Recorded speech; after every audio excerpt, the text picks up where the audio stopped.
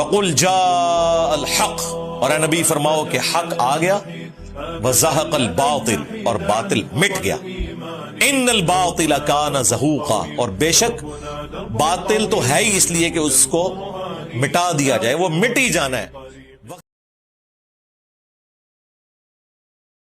سامعین و ناظرین، ماہ شعبان کی اختصاص اور اس کی فضیلت کا بطور خاص انکار کرنا یہ کسی شخص کے علم میں کمی، مطالعہ میں کمی اور نقص ہو سکتا ہے۔ یہ حق نہیں پہنچتا کہ مطالعہ کی کمی، علم کی کمی کی وجہ سے کوئی چیز، کسی بدیہی حقیقت کا کوئی شخص انکار کر دے۔ اسی طرح بعض اوقات بعض لوگ، بعض سپیکرز، بعض سکولرز، بعض تبلیغ کرنے والے، خطاب کرنے والے بے دھڑک کہہ دیتے ہیں کہ شب برات کی کوئی حقیقت نہیں ہے، اور 15 شعبان معظم یعنی شعبان کے نصف شب کی، جو نصف شعبان کی اس مبارک رات کی کوئی فضیلت، کوئی اہمیت اور کوئی تخصیص نہیں ہے، بے دھڑک بیان کر دیتے ہیں۔ ایسا بیان میں نے جیسا کہ پہلے عرض کیا، یہ بھی سراسر زیادتی، اسلام پر زیادتی اور اپنی جہالت پر پردہ ڈالنے کے مترادف ہے۔ حضور علیہ السلام نے فرمایا کہ آدھا علم ہے اپنی لا علمی کا اقرار کر لینا۔ اگر کسی کے علم میں ایک چیز نہیں ہے اور وہ کہے کہ میرے مطالعہ میں نہیں گزری، تو یہ بڑی تقویٰ کی بات ہے، اچھی بات ہے۔ اہل علم کا شیوا ہے کہ یوں کہے کہ میرے علم میں نہیں آئی، میرے مطالعہ میں نہیں آئی۔ یہ حق نہیں پہنچتا کہ کہے اس کی کوئی حقیقت نہیں، تو آج اس حقیقت کو بیان کرنا چاہتے ہیں۔ جیسا کہ میں نے عرض کیا کہ حضور علیہ السلام نے فرمایا، اور یہ سنن نسائی میں ہے، اور پچھلی بار اس کو بیان کیا تھا کہ نسائی شریف نے شعبان کی فضیلت میں یہ حدیثیں لائیں جس میں آقا علیہ السلام نے فرمایا اس مہینے میں اعمال اٹھائے جاتے ہیں اللہ کے حضور ماہ شعبان میں، اور میں مسلسل روزے اس لیے رکھتا ہوں کہ میں محبت کرتا ہوں کہ میرے اعمال ماہ شعبان میں اللہ کے حضور پیش ہوں تو میں صائم ہوں، یعنی روزہ دار ہوں۔ آج اسی ضمن میں اگلی حدیث پیش کر رہا ہوں جسے مسند ابو یعلا میں امام ابو یعلا نے روایت کیا ہے، اور ایسی سند کے ساتھ کہ جو سند متعون نہیں ہے، جس پر تان نہیں ہے جس سند پر، اور وہ بھی ام المومنین حضرت عائشہ صدیقہ رضی اللہ تعالی عنہ روایت کرتی۔ آقا علیہ السلام نے فرمایا ان النبی صلی اللہ علیہ وآلہ وسلم کان یصوم شعبان کلہ، آقا علیہ السلام پورا ماہ شعبان روزے رکھتے۔ قالت قلت یا رسول اللہ صلی اللہ علیہ وسلم احب الشہور الیک ان تصومہ شعبان، سارے مہینوں سے زیادہ روزے رکھنے کے اعتبار سے رمضان کے بعد آپ کو ماہ شعبان اتنا کیوں پسند ہے، اتنا محبوب کیوں ہے؟ یہاں آقا علیہ السلام نے دوسرا جواب دیا، یعنی ماہ شعبان کی دوسری فضیلت بیان فرمائی۔ فرمایا ان اللہ یکتب فیہ علی کل نفس میتۃ تلک السنۃ فاحب ان یاتینی اجلی وانا صائم۔ فرمایا کہ اے عائشہ، اس مہینے ہر وہ شخص میتہ، ہر وہ شخص جو مرنے والا ہے، جس پر موت آنی ہے، ہر مرنے والے شخص کی اس سال میں اللہ تبارک و تعالی وہ شخص لکھ دیا جاتا ہے۔ یعنی جس شخص کی 15 شعبان معظم کے بعد، اس مہینے کے بعد اگلے سال کے ماہ شعبان تک جس شخص کے لیے موت مقدر کر دی گئی ہے، لکھ دی گئی ہے، اور ملک الموت نے اس کی روح کو اگلے سال میں آ کے قبض کرنا ہے، آقا علیہ السلام نے فرمایا تو اس سال میں یہ لکھ دیا جاتا ہے کہ یہ لوگ ہیں جن کی روح اس سال میں قبض کی جائے گی۔ آقا نے فرمایا فأحب ان یأتینی اجلی وانا صائم، تو میں چاہتا ہوں کہ میری اجل جب آئے، یعنی میری اجل کا وقت جب لکھا جائے تو میں اس وقت روزے کی حالت میں ہوں، میں پسند کرتا ہوں اس بات کو۔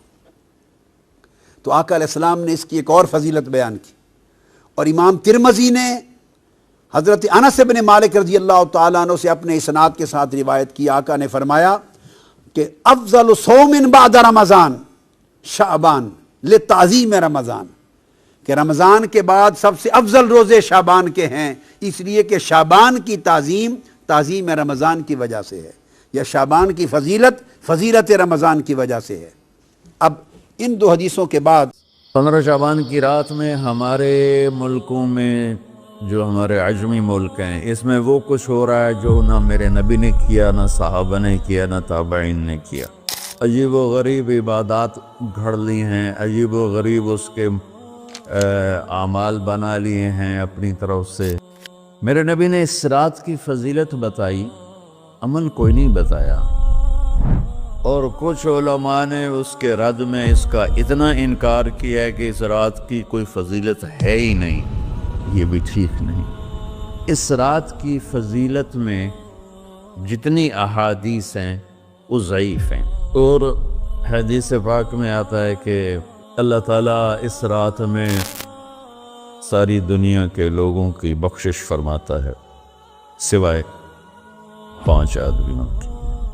5 کے سوا سب اہل ایمان کی بخشش ہو جاتی۔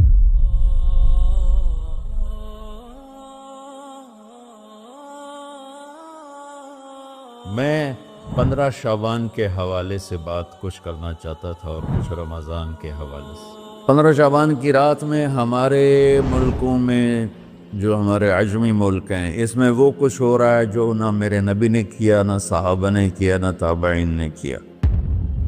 عجیب و غریب عبادات گھڑ لی ہیں، عجیب و غریب اس کے اعمال بنا لیے ہیں اپنی طرف سے، اور مسجدیں بھری ہوتی ہیں اور روشنیاں لگی ہوتی ہیں اور آتش بازی ہو رہی ہوتی ہے۔ میرے نبی نے اس رات کی فضیلت بتائی، عمل کوئی نہیں بتایا۔ جیسے یہاں کوئی صلاۃ تسبیح کی جماعت کرا رہے ہوتے ہیں، کوئی اجتماعی تہجد پڑھ رہے ہوتے ہیں، کوئی دیگیں چڑھا رہے ہوتے ہیں، کوئی آتش بازی کر رہے ہوتے ہیں، تو وہ اس میں اتنا غلو ہو گیا ہے کہ یہ بھی ٹھیک نہیں۔ اور کچھ علماء نے اس کے رد میں اس کا اتنا انکار کیا ہے کہ اس رات کی کوئی فضیلت ہے ہی نہیں۔ یہ بھی ٹھیک نہیں۔ اس میچ کا راستہ، اس رات کی فضیلت میں جتنی احادیث ہیں وہ ضعیف ہیں، لیکن اتنی کثرت سے ہیں کہ ان سب کا مل کر جمع ہو کر کم از کم وہ حسن لغیر ہی تک تو پہنچ جاتی ہیں۔ اور ابن عثیمین رحمۃ اللہ علیہ نے بھی یہ لکھا ہے کہ زیادہ سے زیادہ ان احادیث کے مجموعے سے، چونکہ اگرچہ ضعیف ہیں لیکن کافی زیادہ ہیں، تو وہ حسن لغیر ہی تک پہنچ جاتی۔ تو حسن لغیر ہی سے کوئی عمل ثابت نہیں ہوتا، عمل ثابت ہوتا ہے صحیح حدیث کے سے۔ ایک احادیث کی کثرت سے روایات اور ایک امت کا عمل، کہ امت کا بہت بڑا طبقہ صدیوں سے اس رات کا اہتمام کر رہا ہے، لیکن کچھ عرصہ پہلے تک اہتمام تھا دن میں روزہ رکھنا، رات کو کوئی نوافل پڑھ لینا، کوئی 2 چیز زیادہ پڑھ لینا، لیکن اب یہ ڈھول تماشے جو اب شروع ہوا ہے اس کا تو کوئی وجود ہی کوئی نہیں ہے۔ تو اس رات کو اللہ تعالیٰ نے مبارک بنایا، اور حدیث پاک میں آتا ہے کہ اللہ تعالیٰ اس رات میں ساری دنیا کے لوگوں کی بخشش فرماتا ہے سوائے 5 آدمیوں کی۔ 5 کے سوا سب اہل ایمان کی بخشش ہو جاتی۔ مشرک، المشرک پہلا مشرک، دوسرا مشاحن۔ مشاحن کیسے کہتے ہیں؟ دل میں بغض رکھنے والا، کینہ رکھنے والا۔ تیسرا مسبل ازارہ، اپنے پاجامے شلوار چادر کو ٹخنوں سے نیچے تک لے جانے والا، لیکن ایک شرط کے ساتھ کہ وہ تکبر کی وجہ سے، سستی کی وجہ سے ہے، غفلت کی وجہ سے ہے۔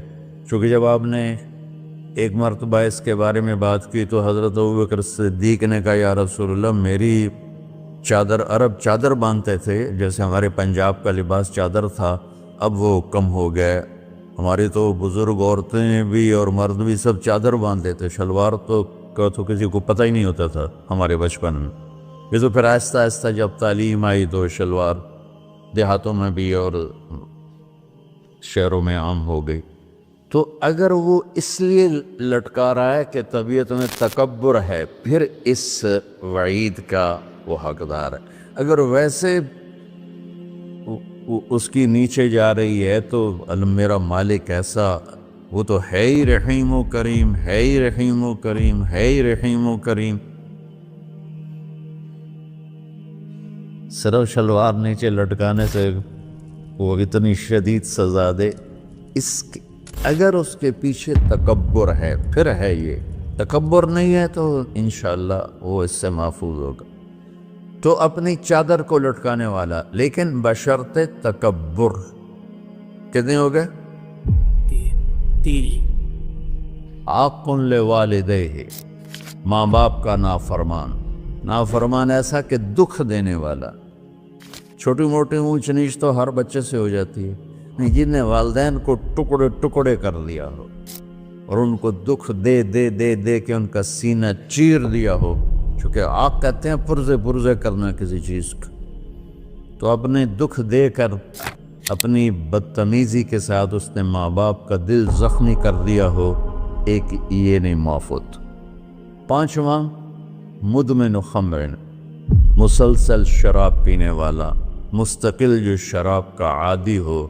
ان 5 کو مؤخر کر دیا جاتا ہے. معافی نہیں ہونے کا مطلب یہ نہیں کہ اللہ تعالیٰ کبھی معاف نہیں کرے گا. معافی نہ ہونے کا مطلب یہ ہے کہ یہ 5 ایسے گناہ ہیں کہ اس کی وجہ سے بخشش رک جاتی ہے. اگر وہ شرک سے نکل آئے، وہ کینہ سے نکل آئے، وہ تکبر سے نکل آئے، وہ والدین کی نافرمانی سے نکل آئے، شراب چھوڑ دے، تو ان کی بھی بخشش ہو جاتی. جب کوئی توبہ کرے گا فوراً بخشش ہو جائے گی. نہ 15 شعبان کی ضرورت ہے، نہ لیلۃ القدر کی ضرورت ہے، نہ بیت اللہ جانے کے ساتھ توبہ کی شرط ہے. جہاں بھی وہ بیٹھ کے توبہ کرے گا، جس لمحے میں کرے گا، اسی وقت اس کی توبہ قبول ہوگی اور اللہ اس کے پچھلے سارے گناہوں کو معاف فرما دے. دن کا روزہ، رات کا قیام، زیادہ زیادہ قیام سے مراد نوافل ہیں. کوئی گھر میں پڑھ لے، کوئی مسجد میں پڑھ لے. نوافل، نفلی عبادات گھر میں ہی افضل ہوتی ہیں. میرے نبی سنتیں ہمیشہ گھر سے پڑھ کے آتے تھے. تہجد اپنے گھر میں پڑھتے تھے، مسجد میں نہیں پڑھتے تھے. سوائے اعتکاف کے آپ اپنے نوافل سنتیں سب گھر میں پڑھتے تھے اور مسجد میں صرف فرض آ کے ادا فرماتے تھے. اور اس کے بعد بیٹھنا ہوتا تھا تو بیٹھ جاتے تھے، اٹھنا ہوتا تھا تو اٹھ جاتے تھے. تو اعتدال اللہ کو ہر چیز میں پسند ہے. دنیا جو مختصر ہے اس میں کیسے پسند نہیں ہوگا؟ آخرت جیسے معاملے میں بھی اللہ ہم سے کہہ رہا ہے اعتدال، امتاً وسطا. ایسے عیسائیوں کی طرح ترک دنیا بھی نہ کرو، یہودیوں کی طرح دنیا کے پیچھے نہ پڑ جاؤ. رزق کے حلال بھی کماؤ، اپنے بچوں کو بھی دیکھو، اپنے فرائض کو بھی دیکھو جو دنیاوی ہیں، اور اللہ سے بھی اپنا معاملہ ٹھیک کرو اور درست کرو. بعد کے زمانے میں صحابہ کے بعد سے ہی ایک انتہا پسندی امت میں آئی. ساری رات جاگنا.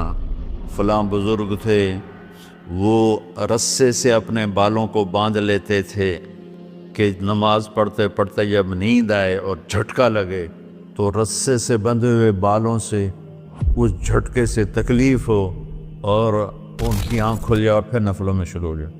ایک فلاں بزرگ تھے، وہ اپنے آنکھوں میں نمک کا سرما لگاتے تھے تاکہ آنکھیں جل جائیں اور اس میں وہ جلن پیدا ہو جائے اور نیند اڑ جائے. یہ ایسے واقعات بھرے پڑے ہیں. فلاں بزرگ تھے، انہوں نے 30 سال عشاء کے وضو سے فجر کی نماز ادا کی. یہ اپنی جگہ پہ بزرگی ہے، لیکن یہ بھائیوں یہ دین ہم پیش نہیں کر سکتے. فلاں بزرگ تھے، وہ 30 سال سے ستو کھا رہے تھے کہ روٹی کھانے اور ستو کھانے میں 70 دفعہ سبحان اللہ کا فرق پڑ جاتا ہے. تو روٹی کھائیں تو 70 دفعہ سبحان اللہ کم کہہ سکتے ہیں، اور ستو کھائیں تو 70 دفعہ سبحان اللہ زیادہ کہہ سکتے ہیں. تو لہٰذا انہوں نے کہا مجھے تو 30 سال ہو گئے، میں تو ستو کھا رہا ہوں، میں تو روٹی نہیں کھا رہا. یہ دین نہیں ہے. یعنی یہ وہ دین نہیں جو ہم انسانیت کو پیش کر سکیں. یہ تو لوگوں کو دوڑانے والی بات، یہ رہبانیت کی شکل ہے. یہ وہ دین نہیں جو ہم لوگوں کو پیش کریں گے تو وہ کہیں گے واہ واہ واہ واہ کیا دین ہے بھائی قبول کرو. یہ ایک قسم کا غلوف آیا. میں ایک حدیث سناتا ہوں، بخاری شریف میں بھی ہے، مجھے اب ہر شے بھول گئی، لیکن وہ ہے نہی الغلوف، اس طرح کر کے آپ لوگ زیادہ جانتے ہوں گے جو پڑھ رہے ہیں کہ غلوف سے نہیں. حدیث آپ کو سب کو یاد ہوگی کہ 3 صحابہ آئے اللہ کے نبی کے گھر اور پوچھا کہ اللہ کے نبی رات کیسے گزارتے ہیں. تو وہ گھر والوں نے کہا سوتے بھی ہیں، جاگتے بھی ہیں، کھاتے بھی ہیں. تو وہ تینوں آپس میں کہنے لگے وہ تو نبی ہیں، سوئیں بھی تو کوئی بات نہیں، اور شادی ہے کوئی بات نہیں، ہم تو نبی نہیں، ہمیں تو کچھ کرنا چاہیے. ایک نے کہا کہ میں ساری زندگی روزہ نہیں چھوڑوں گا، ایک نے کہا کہ میں ساری زندگی سوؤں گا نہیں، ایک نے کہا میں ساری زندگی شادی نہیں کروں گا. تو دیکھنے میں تو واہ واہ کیا بڑی بزرگی ہے بھائی، بڑے بزرگ ہے. ہمارے نبی کو پتہ چلا آپ نے تینوں کو بلا لیا، کہ تم مجھ سے زیادہ اللہ سے ڈرنے والے ہو، میں تم سے انا اتقاکم یا اخشاکم، الفاظ آپ لوگ کو زیادہ یاد ہوں گے لیکن مفہوم میں صحیح پیش کر رہا ہوں. آپ نے کہا میں تم سے زیادہ اللہ کو جانتا ہوں، تم سے زیادہ اللہ سے ڈرتا ہوں، میں سوتا بھی ہوں، میں کھاتا بھی ہوں، میں روزے بھی رکھتا ہوں، میں چھوڑ بھی دیتا ہوں، میری بیویاں بھی ہیں، میں اپنی بیویوں کے پاس بھی جاتا ہوں. تم دین میں غلوف سے بچو، پہلے امتوں کو ہلاک کر لیا دین میں غلوف. دنیا میں غلوف یعنی انتہا پسندی، ایکسٹریمسٹ ہونا. دنیا ہو یا دین ہو، دونوں میں اعتدال بچو، اللہ تعالیٰ کو پسند ہے. تو شعبان کے حوالے سے ایک علماء کا طبقہ اتنا رد میں گیا کہ ایسی نفی کر دی کہ جیسے ہے ہی کچھ نہیں، یہ بھی غلط ہے.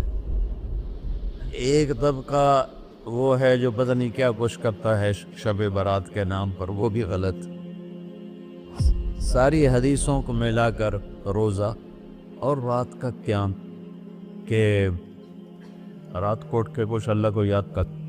اس آیت میں بعض مفسرین سے غالباً بھول ہوئی، حامیم والکتاب المبین انا انزلناہ فی لیلۃ مبارکۃ انا کنا منذرین فیہا یفرق کل امر حکیم امر من عندنا انا کنا مرسلین.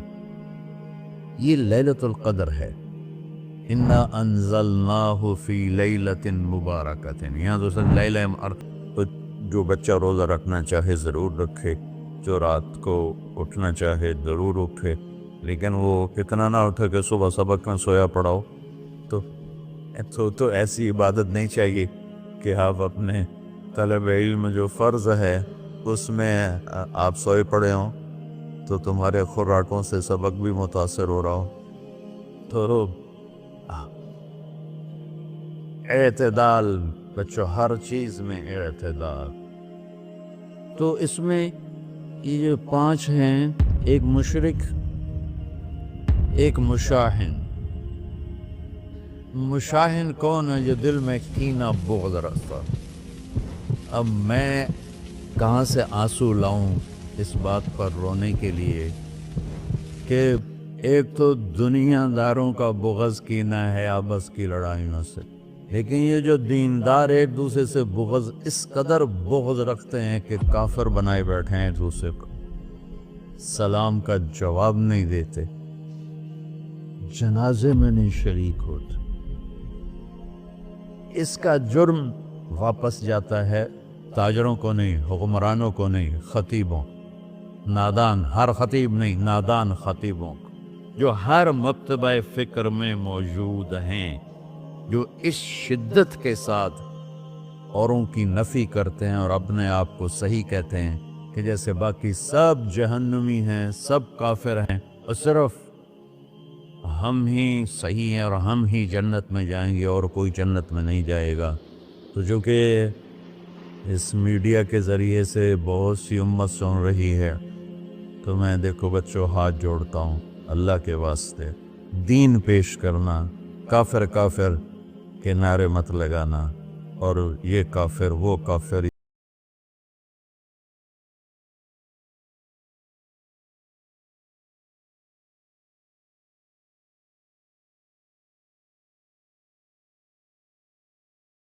وَقُلْ جَاءَ الْحَقُ، اور اے نبی فرماؤ کہ حق آ گیا، وَزَهَقَ الْبَاطِلُ، اور باطل مٹ گیا، إِنَّ الْبَاطِلَ كَانَ زَهُوقًا، اور بے شک باطل تو ہے ہی اس لیے کہ اس کو مٹا دیا جائے، وہ مٹ ہی جانا ہے۔